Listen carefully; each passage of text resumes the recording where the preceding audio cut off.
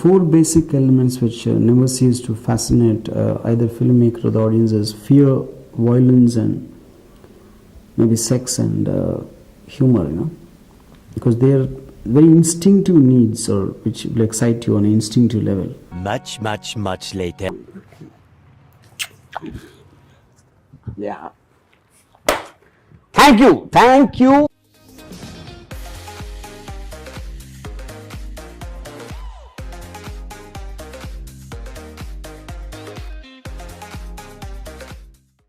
If I told you that in 2005 that this visionary director who brought us Shiva, Satya, Raat, Bhoot and now Sarkar will start his own streaming platform and will mostly produce B-grade porn films, you would either term me as delusional or having a gripe against the creator.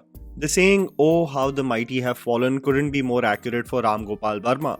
A man who really during our formative years was representative of shaking up the establishment and what was considered to be the status quo of filmmaking. Not only did Ram Gopal Varma absolutely pioneer a new way and style of filmmaking, but is individually responsible for the birth of several creators that either worked under his own production or paved their own paths as directors. When the most established actors and creators publicly admit to owing their career to Ram Gopal Varma, you can just imagine the impact he has had on several artists.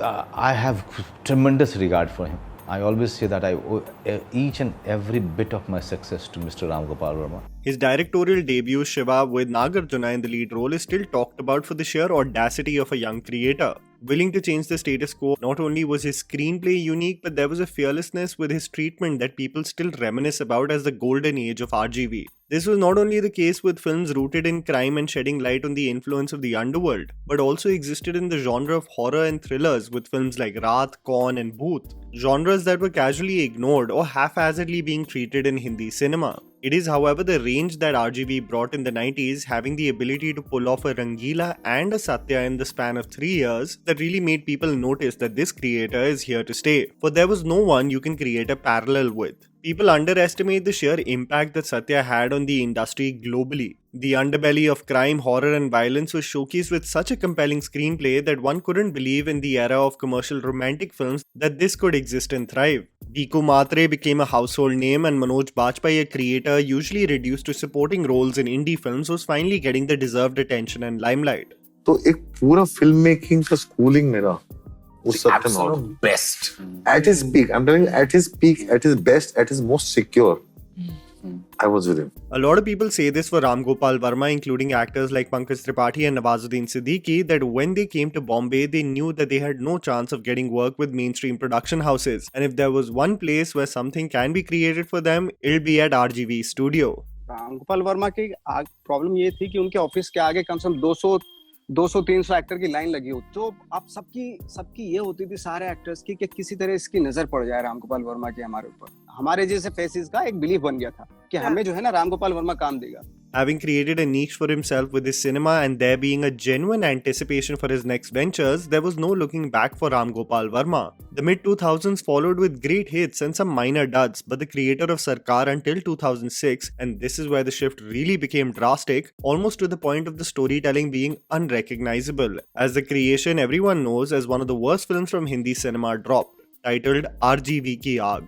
The mammoth task taken by a creator to remake Sholay and the abomination that it was from a storytelling point of view, the creator was ridiculed for this attempt and wasting talents like Amitabh Bachchan and Ajay Devgan. With the average grosser of Sarkar Raj and the hit horror film Foonk, one thought that there was still a possibility of recovery in his career, but the filmmaking just got more amateurish, louder and crass. Other than the attacks of 2611, which can still pass off as having remnants of the classic RGV filmmaking, and Virappan that did moderately well, audiences were subjected to films like Ice Cream, and RGV even collaborating with stars like Nagarjuna with ventures like Officer, which turned out to be colossal disasters. This downfall kept on getting worse as RGV was no longer the same creator who paved the way for a new style of filmmaking, but was in a creative rut of sorts, getting more crass and loud with his filmmaking. It's after the pandemic, however, where RGV has reached another wavelength of living life, where I believe he couldn't care less about people's perception. But it makes me sad, as it also represents films that can be best described as the Ullu style of filmmaking. He's very cut off from the world. He's very cut off from what's happening in cinema. He's become very isolated. And which is why he's not in touch. Maybe, what one needs to do is bring him out of there. and make him face it. Which so far I think nobody is doing. From what it is assumed, RGV through his own OTT platform still rakes in good financial remunerations because his films are very cheap to make and the cost to recover them through subscriptions is fairly easy. But my god, did I not envision RGV, the creator of Satya, Rangila and Sarkar, to eventually be the director of films like Climax with Mia Melkova. To create a lesbian thriller, the promotion of which is as crass as the movie, as actors are compelled to kiss one another for cheap thrills. The obsession of the filmmaker for the female anatomy becomes even more clearer after the pandemic, with his interviews with actors having low angles just to give a glimpse of their upskirt, and the man conducting interviews on his own YouTube channel, simping totally appreciative of them just being born as a woman. I feel like you're posturing. Of course is I it- am. I am you are posturing. posturing. Of course I'm posturing. Of course. So when you See, when someone said you do this all for publicity, yes, of course. Why would anybody talk unless they want to draw the attention of someone or the other? do you like When you make attention? film. I love attention. I don't know whether RGV is just playing a part to go social media viral, to be so bizarre with his antics publicly that everyone is barely fazed by it, but my god, is this a foreseeable future of a creator that I'm sure no one envisioned. No wonder Quentin Tarantino wants to leave the industry when he's still in demand, because you never know, one day you will find yourself making B-grade pornos on a platform made by you just to get by in life. And that was the video, guys. Write down in the comments below what you think about RGV's filmmaking now and how it has evolved from when he started. Please don't forget to follow me on Instagram, the handle's right in front of you. Follow me at JammyPants4. Also, please support us by smashing the like button and subscribing to our channel for weekly content ahead. Thank you for watching.